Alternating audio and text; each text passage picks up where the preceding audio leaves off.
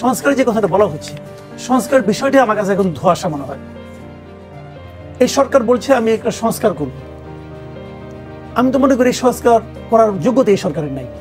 কিন্তু আমি মনে করি পার্সোনালি, বলবেন যে কেন মনে করেন আপনি? তারা অনেকগুলি সংস্কার প্রস্তাব নিয়ে আসছে, আমি তো এই প্রস্তাবগুলিকে আপনি তো মার্ক মনে করি না। যাদের নিয়ে সংস্কার কমিশন করছে ওই লোকগুলিকে আমার কাছে আপনি তো মার্ক মনে হয় না। আপনি কি করবেন? আমি তো দেশের মানুষ ভাই, আমার তো একটা ভোট আছে নাকি? কারণ ওরা বলতেছেন ওরা পলিটিক্যাল পার্টির সঙ্গে মিলবেন, আমি তো একটা পলিটিক্যাল পার্টির পছন্দ করি না, তো কি করবেন? তা আমার কথা মূল্য দেওয়া হলো এখানে? আমার যে প্রতিনিধি, আমি যাকে ভোট দেবো এরা তো এর কেউ না, আমি অন্য একজন লোককে ভোট দেবো, আপনি কি করবেন? সংস্কার করার কোন নৈতিক এখতিয়ার এদের নাই, সহজ হিসাবে নাই। আলী রিয়াজ কিসের সংস্কার করবে? আলী রিয়াজ দেশের নাগরিক, সে আমেরিকান নাগরিক। ডক্টর আলী রিয়াজ আমেরিকান নাগরিক ভাই, আমেরিকার একজন নাগরিক এসে আমাকে সংবিধান শিখাবে? আমি শিখবো না তার কাছ থেকে, আমি সংবিধান শিখবো না, কথা পরিষ্কার। ওই কমন সেন্সে বড় কাজ হয় না। উনি কি সংবিধান বিশেষজ্ঞ? কমন সেন্সটা ইম্পর্টেন্ট। উনি কি সংবিধান বিশেষজ্ঞ? উনি তো সবকিছু করতেছেন। ডক্টর ইউনূসের একটা বিদেশ প্রীতি আছে, সবসময় আছে। দুই কলম ইংরেজি বলতে পারলে ওনার খুব পছন্দ হয়। উনি ওই লাইনের লোকজনকে নিয়ে আসে, রাজনৈতিক দলগুলোর সঙ্গে লিয়াজোগ নিয়ে আসছে মনিরাদেরকে। মনিরাদের আমেরিকান নাগরিক। আমাদের গণমাধ্যম সংস্কার নিয়ে আসছে কামাল আহমেদকে, ইংল্যান্ডের নাগরিক। আমাদের সে কেউ কিছু বুঝে না? আমাদের আইন আমাদেরকে ফিডার খাওয়াচ্ছেন, উনি বললেই হবে। ভাই পরিষ্কার কথা, আমি ডক্টর ইউনূসকে মানে অসম্ভব শ্রদ্ধা করি, কিন্তু ওনার এই সমস্ত আচরণ আমার পছন্দ না। ওনারা নানা ছুতা নাতা এটাকে দীর্ঘায়িত করতে চান, কি কারণে চান তাও ক্লিয়ার। উনি কিছু এই ওদেরকে বলছে তোমরা একটা পলিটিক্যাল পার্টি করো, ওনারা পার্টি করছে। এই পার্টির লোকজন ভালো মতো চিনে না, তখন চেনানোর জন্য ওনার কিছু সময় দরকার। হিসাব তো আমি এইভাবে দেখি। কারণ আমি বললাম যে তোমার কথা ঠিক না, হ্যাঁ ঠিক না, ওকে ঠিক না, আসেন আলোচনা করি, আসেন ইলেকশন করি। সংস্কার করবে জনপ্রতিনিধিরা, কথা পরিষ্কার। জনপ্রতিনিধিদের একটা ম্যান্ডেট আছে।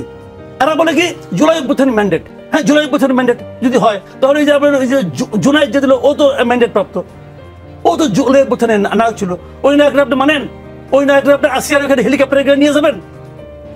যাবেন নিয়ে? যাচ্ছেন না তো। ও ফোন করলে কি ডিসি খারাই করবো? সার্জিস হাসনাত ফোন করলে খারাই করবো?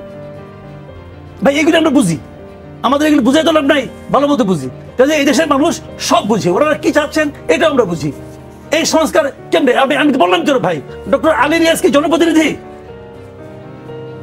এনজিওদের সংস্কার কমিশন দিয়ে রিপোর্ট দিয়ে পলিটিক্যাল পার্টি মানবে আমি মনে করি না। ইতিহাস কিন্তু দ্রুত হয় না, ইতিহাস কিন্তু একটা পুকুরের মতো হয় না। আপনি পুকুর খুঁজলেন না, যত গভীরই করেন এর পানি কিন্তু প্রথমে একটু ঘোলা থাকবে, তবে ধীরে ধীরে ধীরে ধীরে এটা কিন্তু থিতাবে যখন, তখন আপনি পরিষ্কার পানিটা পাবেন। ওটা হলো ইতিহাস। আমি তো মনে করি ওদের সবারই একটা করে বই লেখা উচিত, এবং সেই বইগুলোর মধ্যে এরকম সবাই তো যার যার মতো করে দেখছে, অন্ধের হাতি দর্শনের মতো। কিন্তু সমস্যা নেই, যখন সবাই তার দেখার কথাটা বলবে তখনই আমরা একটা প্রকৃত হাতি দেখতে পারবো। দেখেন ওখানে কি রেখেছে আসিফ মাহমুদ, প্রথমে আপনি পড়ছেন, আমি কিন্তু খালি একটা শব্দ খেলে আমি এখান থেকে নোট করছি, সেটা হলো শুনলাম।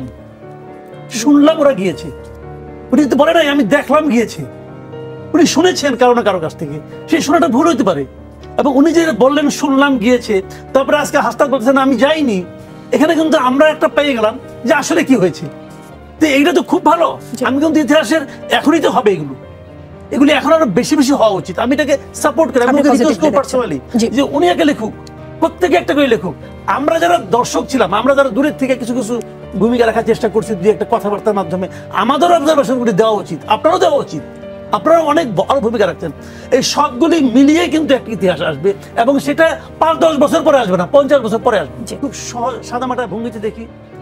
এটা হলো গিয়ে মনে করেন তারা ভাবছে যে আমি ওদেরকে আরেকটু দুর্বল করে দিলাম। এটা জামাতের পলিসি হতে পারে, তারা হয়তো জামাতেরই উপকার করছে, হতে পারে। কিন্তু কারণ একবার শিবির করেছে, একটা আন্দোলনের মাধ্যমে তারা শিবিরের সঙ্গে নাই, অথবা শিবিরের মূল সংগঠন জামাতের সঙ্গে নাই, এটা হওয়ার কথা না। কারণ তারা তো আদর্শ ভিত্তিক রাজনীতি করে।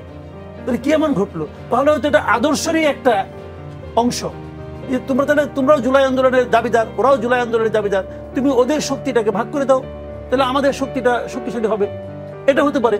অথবা অন্যভাবে হতে পারে যে জামাত হয়তো মনে করে সবটাই আমার শক্তি, আমরা বিভিন্ন জায়গায় বিভিন্ন পকেটে আমার লোক রাখলাম, সবগুলি মিলিয়ে পরে একবারে আমরা পাবো, সমস্যা নেই। তাও হতে পারে, নানা কিসিমের কাজই হতে পারে। একটা জিনিস আমি বলি আপনাকে, ছাত্ররা যে পলিটিক্যাল পার্টিটা করেছে, আমি মনে করি এই পার্টিটা বরং অপরিণত একটা পার্টি হয়ে গেছে। এনসিপি, হ্যাঁ অপরিণত এই কারণে যে দেখেন তাদের প্রথমে ফেব্রুয়ারির দ্বিতীয় সপ্তাহে তাদেরকে কথা ছিল তারা একটা ঘোষণা করবে, সেটা তারা পিছাইতে পিছাইতে পিছাইতে পিছাইতে 28 তারিখে ঘোষণা করছে। এই কদিন তারা কি করছে? আমি তো ভাবছিলাম তারা বোধহয় তাদের গঠনতন্ত্র মানে প্রণয়ন করতেছে, নীতিমালা অনেক কিছু প্রণয়ন করতেছে। দেখা গেলো আসলে এই কদিন তারা কিছুই করে নাই, আসলে নেতৃত্বকে অ্যাকোমোডেট করার জন্য নানা কাজকর্ম করছে। এটা কিন্তু খুবই গতানুগতিক একটা রাজনীতি, যে কাজটা বিএনপি করে, যে কাজটা আওয়ামী লীগ করে। তারা এত বড় কমিটি করতে তাদের হয়, যে কমিটি 2-3 পৃষ্ঠায় জায়গা পাওয়া যায় না, কারণ সবাইকে অ্যাকোমোডেট করতে হয়, না হলে প্রবলেম। তো ওনাদেরও সবাইকে অ্যাকোমোডেট করার একটা পলিটিক্স, একদম গতানুগতিক পলিটিক্স করছে তারা। এবং এই কদিন তারা এইগুলোই করছে, যে কিভাবে আমার লোক সবাইকে ঢুকানো যায়। তারপরেও এই জুনায়েদ এবং আরো কয়েকজনকে ঢুকাতে পারে না পারে, তারা গোসা করছে, গোসা করে বেরিয়ে গেছে। যে বাংলাদেশের নিয়ম, একজন বাইরে এসে নিজেও একটা পার্টি করে, ওনারাও একটা পার্টি করছে। এটা হচ্ছে মূল ঘটনা। এটা এখন দৃশ্যত আমাকে জিজ্ঞাসা করেন, আমি খুশি, আমার জন্য আরেকটা অপশন বাড়ছে।